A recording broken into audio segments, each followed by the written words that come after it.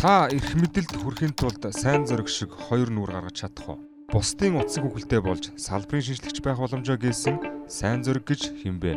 Өнөөдөр түүний хувийн хэргийг хамтдаа нээцгээе. Төрсөн газар Завхан аймаг Тоосон Цэнгэл сум. Боловсрол. Отхон тэнгэр их сургуулийн төгсөгч, эрхцөөч. 2024-өөс 2028 оны парламентод хуульч, эрхцөөч мэргэжилтэй 34 гишүүн бий. Сайн зориг бол төрийн албанд 12 жил ажиллаж, мерит зарчмаар дэвшсэн, мэргэшсэн топ хуульч гэж ангийн нөхдөд тодорхойлдог. Сурлага ба зан төлөвийн хуудас. Улсын их хурлын гишүүн Сайн зориг 2006 онд тухайн үеийн байгаль орчны сайд асан Эрдэнэбаатарын туслахаар ажил амьдралын гарааг эхэлсэн. Энэ ажилд ороход Эрдэнэбаатар сайд болон түүний аав Пүрвжав нарын нөхөрлөл нөлөөлсөн байдаг. Пүрвжав Эрдэнэбаатар нар нь Оросд хамт суралцаж байсан найзууд бөгөөд байгаль орчны чиглэлд хэд хэдэн төрлийн бас байгууллагыг хамтран үүсгэн байгуулж удирдах иржээ. Сайдын туслахаар 2 жил ажиллаад боловсролын зээлийн сангийн зээлээр Австрали улсад хууль зүйн магистр хамгаалж 2012 онд буцаж ирмэгцээ ажлын гарааг эхэлсэн яаманда мэрэгчлэтнээр ажиллах болсноор төрийн албаны карьераа эхлүүлсэн юм. Тэрээр 2013 онд Тэмүүжин сайдын үед хууль зүйн дотоод хэргийн яамд мэрэгчлэтэн болсноор өнөөгийн хуулийн салбарын топуудын нэг болох замнал нь эхэлсэн түүхтэй. Гэвч Дорлогжав сайдын үед улсын их хурлын тамгын газар руу шилжин ажилласан нь сонирхол татж байна. Ингээд өнөөгийн улсын их хурлын дарга Бямт цогт 2016 онд хууль зүйн дотоод хэргийн сайдаар ирэх үед Сайн зориг түүний багт багтан тус яамны уурах тарих болсон хууль зүйн бодлогын газрын даргаар дэвшсэн байдаг. Тэрээр Нямдорж сайдын үед ч энэ газрын даргаар үргэлжлүүлэн ажиллаж байлаа. Энэ үед түүнд авилгыг таслан зогсоохын тулд төрийн өмчт компаниудыг нээлттэй хувьцаат компани болгох ёстой гэх бат итгэл үнэмшил байсан юм. Сайн зориг энэ итгэл үнэмшлээр төрийн өмчийн болон өмчийн гол хуулиуд дээр өдөр шөнөгүй сууж төрийн албаны мэргэшсэн түшимлийн үүргээ нэр төртөө биелүүлсэн юм. Харин Нямбатар сайдын үед буюу 2022 онд хууль зүйн дотоод хэргийн яамны төрийн нарийн бичгийн дараагаар томилогдлоо. Ийхүү тэрээр оюун эрдний засаглалын эд үед төрийн албан хаагчийн карьерийн оргил төрсөн байдаг. Эрх мэдлийн энэ тэлж, бяр суухын хэрээр Сайн зоригийн мэргэшсэн түшимлийн даруй төрх нь түрэмгий даргын дүрээр солигдсон. Чи байж зөө ямар ч. 5 тэрбум гэдэг арай л өндөр хүн. Яашаа энэ үгүй идэг ажил юм уу?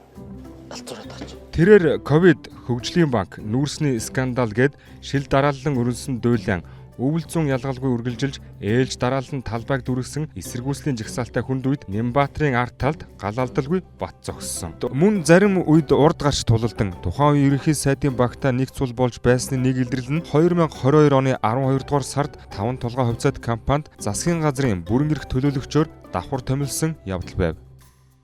Бэнх баяр 2023 онд хууль зүйн дотоод хэргийн сайдаар ирмэгцээ түүнийг төрийн нарийн бичгийн дараагаар үлдэж ажиллахыг хүссэн гэдэг. Гэвч тэрээр өөрийн улс төрийн хөтөч болох Нямбатарыг даган нийслэлийн засаг даргын 1-р орлогчийн албан тушаалд очиж улс төрийн замлаа эхлүүлсэн юм. 2024 оны улсын их хурлын ээлжилт сонгуульд Нямбатарын олон жил усалсан улс төрийн доош болох сонгон хархан дүүрэгт Монгол Ардын намаас Сайн зориг нэр дэвшиж 46833 иргэн буюу сонгогчдын 33.7% саналаар ялалт байгуулснаар улс төрийн дээдлийг тоглогч боллоо.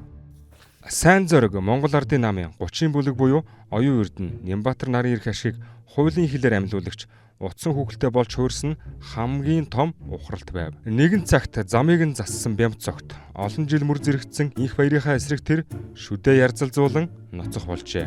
Ноцтой зөрчлүүд. Тэрээр саяхан төрийн ордонд сэтгүүлчийн микрофоныг эвдэж бусдын төрөмгийг сүйтгэн танхаарав. Оюун эрдний засаглалын он жилүүдэд тогтсон хэрв даргаыг нэг зохиол зөрүүлээд 2 цох гэдэг хариу тактикаас тэрээр харамгүй суралцсан байв. Хамгийн сүүлд тагнуулын ерөнхий газрын дарга асан хурцын хүү тайвантай шөнийн цэнгэний газарт гар зөрүүлж танхаарсан асуудалд нь эрүүгэн хэрэгүүлсэж шүүхэд шилжүүлэх саналтайгаар прокурорт хянагдж байна. Мэдлэгтэй мэргэшсэн хүн бусдын гар хөл болох нь тун аюултай үр дагаварт хүргэдэг болох нь түүний дараах үйлдэлүүдээс тод харагддаг. Казиногийн лобби олон нийтийн эсэргүүцэлтэд тулгардаг казиногийн хуулийг Боцот Таавар хонжуур суглааны тухай хууль нэрээр зүсийг нь хувирган зүтгүүлв. Гадаадын ажиллах хүчний лобби гадаад ажилтны тоо хувь хэмжээг тогтоохгүй байж төлбөрөөс нь чөлөөлөх хууль санаачилсан нь дотоодын ажилчдын үнэлэмжийг унгах системийн лобби бөгөөд цаана нь оюун эрдэнэ болон Нямбатар нарын мега төслүүдэд ажиллах хятад ажилчдыг оруулах ашиг сонирхол нуугдж байв. Иргэдийн эрх чөлөөний эсрэг зогсолт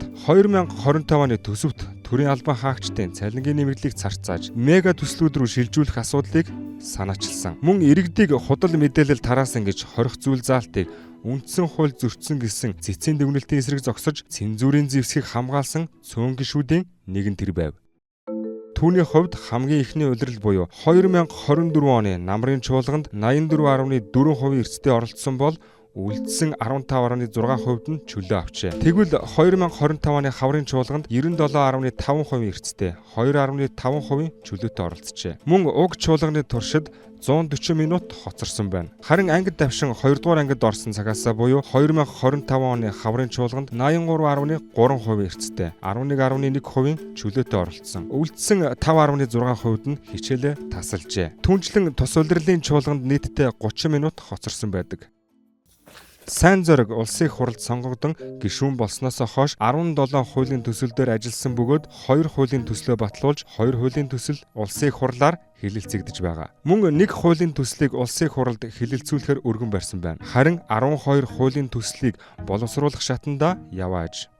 Улс төрийн үзэл баримтлал. Сайн зориг олон нийтийн өмнө эсвэл улсын их хурлын чуулганы эндэр дээрээс ярихдаа баруун чиг баримжаатай буюу төрийн өмчийг нээлттэй болгох, ил тод байдлыг хангах тухай олонтоо ярьдаг. Гэвч үг хэлэх эрх чөлөөний эсрэг хуулийн заалтыг цээжээрээ хамгаалж, төрийн албан хаагчдын цалин зарцааж, улсын төсвийн мега төслүүдийг хүчээр шилжүүлэхийг дэмжсэн бодит үйлдэлүүд нь түүнийг дарангуйлагч, системийн хамгаалагч болохыг нотолдог. Түүнд хатуу итгэл үнэмшил гэхээсээ илүү тухайн цаг үеийн эрх ашиг тааруулан байр суурь хувиргадаг прагматик хандлага давмгаалдаг. Тиймээс улсын их хурлын гишүүн сайн зургийг прагматик популизмаар хуйгалсан авторитар төв үзэлтэн гэж тодорхойлж болох юм. Улсын их хурлын гишүүн сайн зургийн хамгийн аюултай зан чанар нь түүний өөртөө тавьдаг хэрв чи зоригтой бол нэг дээр нэмэх нь 3 гэж хэлдэг чаддаг байх ёстой гэх зарчим юм. Мэдлэгтэй хүн улс төрийн утсан хүүхэлдэй болох нь мэдлэггүйгээсээ илүү аюултай байдгийн амьд жишээ нь тэр өөрөө боллоо. Тэрээр өөрийн энэхүү зарчмаараа зөвхөн фракцийнхаа эрх ашигт үйлчлэхийн тулд бурууг зөвтгөх, хуулийн үндслийг хамгийн үнэмшилтэйгээр зохиож, хуулийг мушгин тайлбарлахдаа мэргэшжээ. Магадгүй энэ бүхний цаана 2023 онд 5 толгой хувьцаат компанид бетээр ажиллах үед харсан, мэдсэн, гар үсэг зурсан мөнгөний асар том эрх ашиг түүнийг өнөөдрийн энэ хамаарлын гүн рүү түлхсэн байхыг үүсэхгүй. Монголын төрийн галт тогоонд 12 жил чанагдсан энэ хүн хуулийн салбарыг шинжлэх бүрэн боломжтой байсан ч өдгөө систем доторх тоглогч буюу бусдын эрх мэдлийг гүйцэтгэгч болж хувирсныг үүгээр тэмдэглэж байна. Сайн зориг анх төрийн албанд илсэн цагаас өндөр мэдлэг шинжиллийн тэмүүлэлтэй байсан хэдий ч албан тушаал ахиж, эрх мэдэлд хүрэх тусам харилцаа хандлага нь эрс муудаж, зан төлөвийн ноцтой доголдол илэрч, иргэд сонгогчдод өгсөн амлалтаа омартан, улс төрийн бүлэг фракцийн эрх ашигт үйлчлэх болсон тул цаашид түүний хувийн хэргийг онцгойлон анхаарах шаардлагатай байна. Мен өөрийгөө дэмждэг л үнтэй. 5-ыг л 5 шүү. Сийг нь л тавьдаг юм да. Одоо тэгээ сийл ах та. Урдаас хүмүүс орж ирэн чих шиг одоо янз бүрийн юм яриад байгаа юм шүү. Одоо энэ өндөр дунд тавина. Сүүлийн үед жоохон хэрүүлийн чанар тиймэр хан жоохон тиймэрхүү л болцсон. Сүүл анх их дэмждэг байсан. Тархал баг. Би хамгийн мууг нь Тийм ээ л. Пүрвжавын сайн зориг хуулийн салбарыг шинжлэх ч үү эсвэл эрх мэдлийн утсан хүүхэлдэй юу? Та улсын их хурлын гишүүн сайн зоригт ямар дүн тавих вэ?